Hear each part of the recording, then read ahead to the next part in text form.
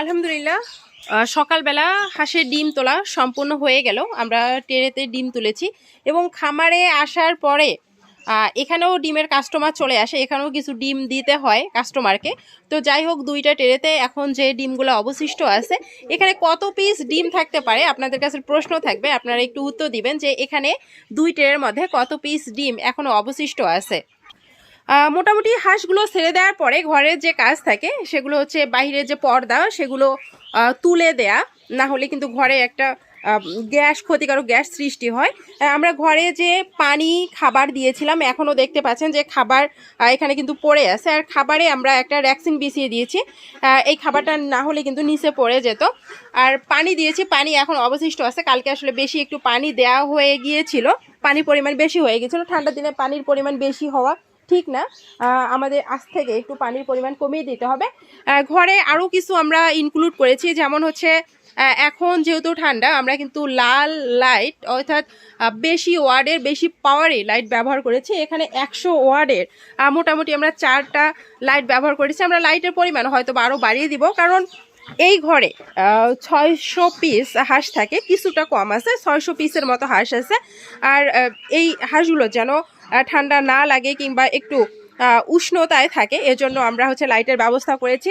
বাইরে আমরা পর্দার ব্যবস্থা করেছি, পর্দাটা আমরা হচ্ছে বস্তা কেটে কেটে দিয়েছি। আর পর্দা এভাবে দিয়েছি যে উপরে যেন একটু জায়গা ফাঁকা থাকে, কিংবা সকালে এসে পর্দাটা তুলে দেয়া, আবার হচ্ছে বিকালে যখন হাঁসগুলো আমরা ঘরে তুলি সন্ধ্যার দিকে পর্দাটা নামিয়ে দেওয়া। এটা কিন্তু কন্টিনিউ রাখতে হবে। আর আমরা যদি পর্দা একেবারেই পুরা ঘর ঢেকে রাখি, তাহলে বাইরের আলো বাতাস ঘরে যদি প্রবেশ না করতে পারে, কিংবা ঘরের হচ্ছে যে গ্যাস সৃষ্টি হয় সেটা যদি বাইরে না বের হতে পারে, তাহলে এ থেকে হাঁসের ক্ষতি হওয়ার সম্ভাবনা থাকে। তো মোটামুটি 1 সপ্তাহ যে রুটিন আছে, 1 সপ্তাহ জুড়ে আমাদের খামারে যে পরিবর্তন এসেছে, আমরা খামারে কি কি মেডিসিন দিয়েছি, কখন কোন সমস্যা ফেস করেছি, কখন কোন খাবার চেঞ্জ করেছি, সেগুলো আপনাদের সঙ্গে আমি শেয়ার করব। আশা করছি পুরো ভিডিওতে আপনারা আমাদের সঙ্গেই থাকবেন। তো মোটামুটি আপনারা দেখতে পাচ্ছেন যে আমরা হাঁসগুলো ছেড়ে দেওয়ার পরে কিন্তু খাবার দিয়েছি, খাবার প্রায় পাত্রতে শেষ করে ফেলেছে, পানি দিয়েছি, আর হাউজে পানি দেওয়াও হচ্ছে শুরু হয়ে গেছে। তো এই 1 সপ্তাহে কি কি পরিবর্তন হয়েছে, কিংবা কি কি মেডিসিন দিয়েছি, কি কি খাবারের পরিবর্তন হয়েছে একটু বলি। আমরা এতদিন ধরে, এত মাস ধরে যেহেতু বাজারের রেডিফিটের উপর ডিপেন্ডেন্ট ছিলাম, আর এখন আমরা রিয়েলাইজ করলাম যে শুধু বাজারের রেডিফিটের উপর ডিপেন্ড থেকে আমরা সবসময় কিন্তু লাভবান হতে পারবো না, কিংবা ডিমের পার্সেন্টেজ সবসময় ধরে রাখতে পারবো না।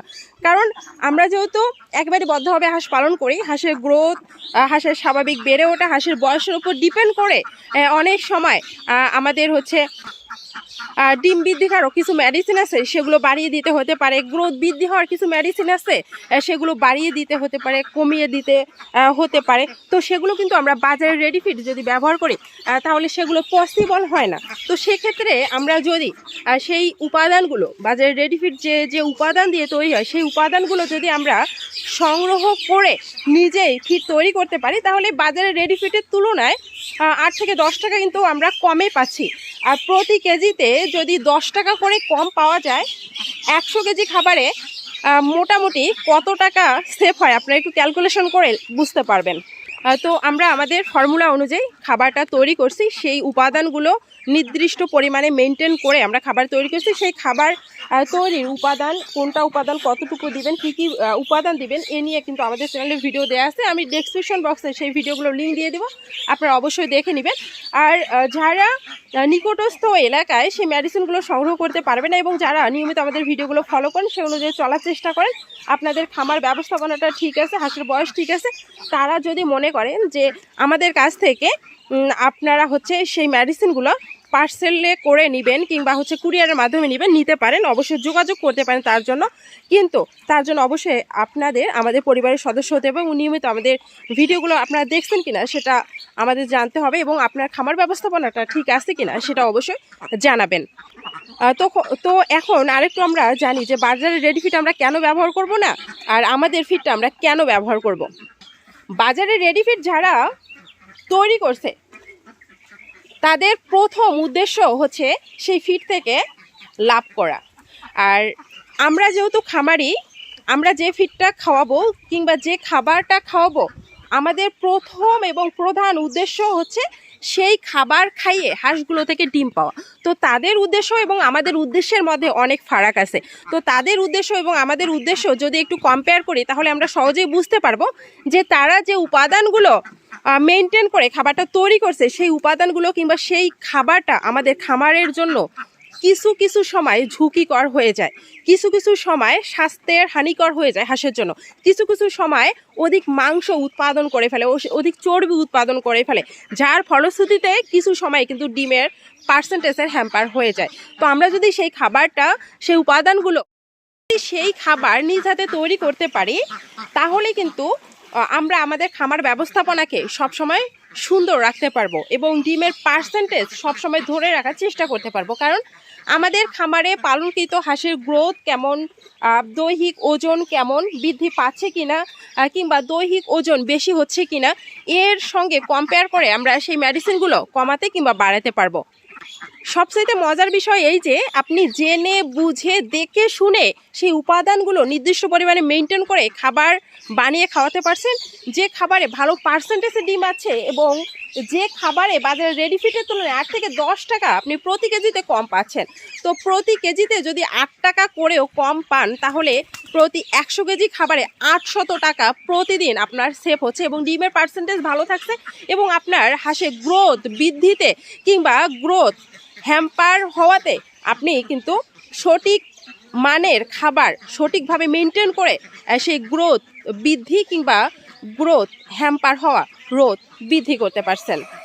যারা প্রফেশনালি ফিড তৈরি করে বিক্রি করে তাদের উদ্দেশ্য এবং আমরা যারা খামারে আছি যারা ডিমের জন্যই হাঁস পালন করি তাদের উদ্দেশ্য যেহেতু আলাদা, তাই আমরা নিজেরাই যদি সেই উপাদানগুলো সঠিকভাবে মেনটেন করে খাবার তৈরি করে প্রতি কেজিতে 8 থেকে 10 টাকা সেভ করতে পারি এবং ডিমের প্রোডাকশন বাড়িয়ে নিতে পারি, হাঁসের দৈহিক ওজন, হাঁসের ত্রুটিগুলা বিবেচনা করে কিছু উপাদান কম বেশি করতে পারি, তাহলে কেন আমরা বাজারে রেডি ফিটের ওপর ডিপেন্ডেন্ট থাকবো? অবশ্যই আমরা সেই খাবারটা নিজ হাতে তৈরি করব, যে খাবার তৈরি করার পর আমাদের মনে একটা বিশ্বাস থাকবে যে আমি এই খাবারে কিংবা এই হাঁসের খাবারে আমি এই উপাদান মেনটেন করেছি, আমি সকল উপাদান সঠিকভাবে দিয়েছি, হাঁসের গ্রোথ কম হয়েছে, হাঁসের গ্রোথ বৃদ্ধির জন্য আমি কিছু মেডিসিন বেশি দিয়েছি, হাঁসের গ্রোথ বেশি হয়ে গেছে, হাঁসের গ্রোথ কমানোর জন্য আমি কিছু মেডিসিন কম দিয়েছি, হাঁসের চর্বি হয়ে গেছে, চর্বি কমানোর জন্য আমি এই মেডিসিনটা দিয়েছি। তো সকল কিছু জেনে বুঝে শুনে আপনি যদি একটা খাবার তৈরি করতে পারেন এবং সেই খাবারে যদি ডিমের পার্সেন্টেজ বেশি থাকে, খাবারের দাম যদি কম হয়, কেন আমরা বাজারে রেডি ফিটের উপর ডিপেন্ড থাকবো? তো এই খাবারটা কেন সবাই তৈরি করতে পারে না কিংবা এই খাবারটা কেন সবাই তৈরি করে না? আমরা যেহেতু বাংলাদেশের বিভিন্ন স্থানে বিভিন্ন প্রান্তে অনেক প্রান্তিক পর্যায়ে খামারি আছি, যারা বদ্ধভাবে হাঁস পালন করি, যারা বিলে হাঁস পালন করি, বিভিন্নভাবে হাঁস পালন করে থাকি, কিন্তু সকল এলাকায় সকল মেডিসিন অ্যাভেলেবেল নয়।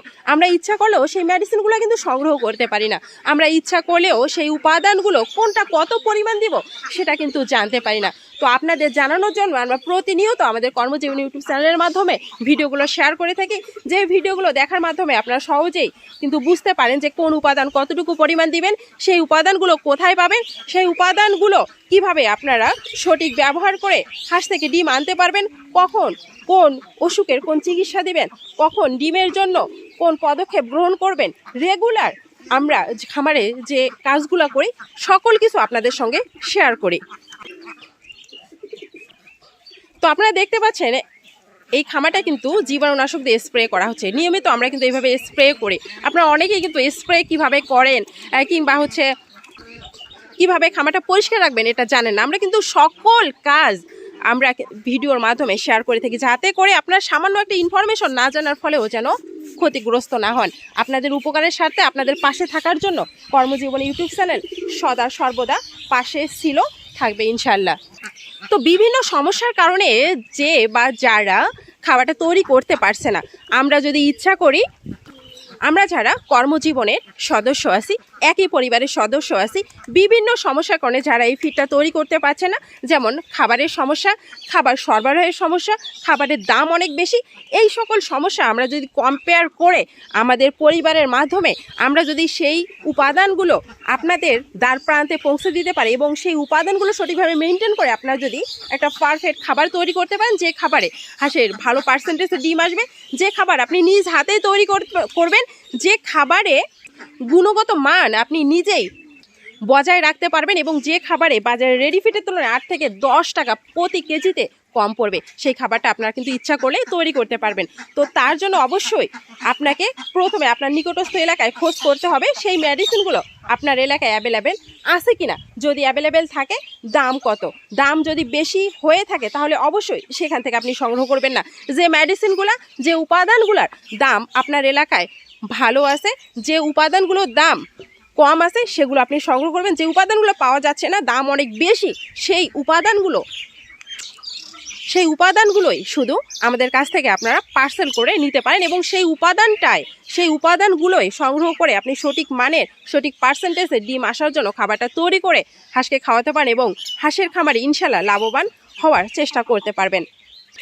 আর যারা এই খাবারটা তৈরি করে খাওয়াতে চাচ্ছেন তাদেরকে কিছু মেসেজ কিন্তু দেওয়ার আছে। আপনাদের হাঁসের গ্রোথ অনুযায়ী আপনাদের সেই খাবারের তালিকাটা নির্ধারণ করা হবে। প্রতি 15 দিন পর পর খাবারের লিস্ট কিংবা খাবারের তালিকা ভিন্ন হতে পারে, কারণ সবসময় হাঁসের গ্রোথ একরকম থাকে না, সব সময় হাঁসের রুচি একরকম থাকে না, সব সময় হাঁসগুলো সুস্থ থাকে না। তো হাঁসের সুস্থতা, হাঁসের গ্রোথ, হাঁসের বয়স এর উপর ডিপেন্ড করে খাবারের লিস্ট পরিবর্তন হতে পারে। অবশ্যই আমাদের সঙ্গে যোগাযোগ করে আপনি যদি সেই উপাদানগুলো নেন এবং সেই লিস্টগুলো যদি বারবার পরিবর্তন করে আপনি হাঁসের খামারে কাজে লাগাতে পারেন, তাহলে ইনশাল্লাহ হাঁসের খামার থেকে ভালো পার্সেন্টেজে ডিম আসবে। যারা মূলত এই খাবারটা তৈরি করতে চাচ্ছেন কিন্তু আপনার এলাকায় অ্যাভেলেবেল এই উপাদানগুলো নাই, তারাই শুধু আমাদের সঙ্গে যোগাযোগ করবেন এবং নিয়মিত আমাদের যারা ভিডিওগুলো ফলো করেন সেই অনুযায়ী কাজে লাগান, তারাই শুধু আমাদের সঙ্গে যোগাযোগ করবেন। আমাদের সঙ্গে যোগাযোগের জন্য অবশ্যই আমি ডিসপ্লেতে আপনাদেরকে ফোন নাম্বার দিয়ে দিয়েছি, এখানেই যোগাযোগ করবেন। কখনো কোনোভাবে প্রতারিত হবেন না। আমাদের স্ক্রিনে দেয়া নাম্বারেই শুধু যোগাযোগ করবেন এবং নাম্বারে যোগাযোগ করার পরে আমার সঙ্গে কথা বলে কনফার্ম হয়ে নেওয়ার পরে আপনারা অর্ডার করবেন। আমার সঙ্গে কথা না বলে কোনোভাবেই আপনার অর্ডার কনফার্ম করবেন না। তো সকলকে ধন্যবাদ এতক্ষণ ধরে ভিডিওটি দেখার জন্য।